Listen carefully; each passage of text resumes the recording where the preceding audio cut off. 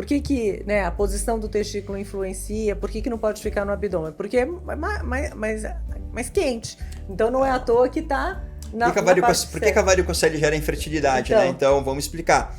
Porque o testículo ele não gosta de calor, né? O testículo sempre fica numa temperatura mais branda que a nossa temperatura corpórea. Então é por isso que fica numa bolsa, longe do corpo. É por isso que quando está muito quente, o testículo ainda fica mais longe, fica mais comprido. É por isso que quando está muito frio, a bolsa testicular ela sobe um pouquinho, porque o frio também não é tão bom, né? Então o testículo ele tem a sua temperatura adequada, ideal, né? Que é abaixo da nossa temperatura corpórea. O problema é que quando a gente tem as varizes, essas veias testiculares dilatadas e doentes, elas não resfriam o sangue que chega da artéria testicular.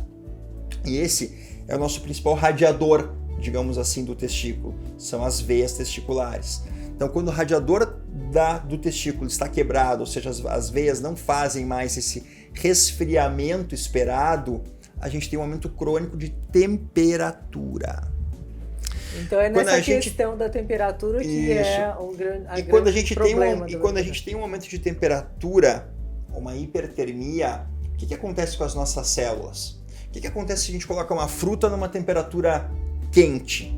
Ela vai amadurecer muito rápido, porque o metabolismo celular vai ser muito rápido. A mesma coisa acontece com as células testiculares. Se eles começam a trabalhar numa temperatura mais quente, essas células começam a trabalhar mais.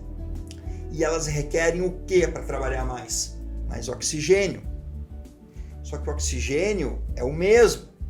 O oxigênio continua sendo o mesmo. Não aumenta a demanda aumenta, mas o aporte é o mesmo, não muda. Vem da artéria testicular, que geralmente é única. Talvez com algumas variantes, mas é isso. Não tem como dar mais oxigênio. Então, se essa célula que está trabalhando mais, que precisa de mais oxigênio, não recebe oxigênio, o que acontece com ela? Ela morre.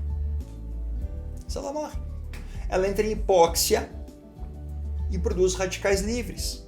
E os radicais livres vão lá e acabam matando essa célula. E é por isso que a varicocele gera uma infertilidade. Porque gera um desequilíbrio entre a formação de radicais livres e todo o processo antioxidante, o sistema antioxidante que existe no testículo, no espermatozoide.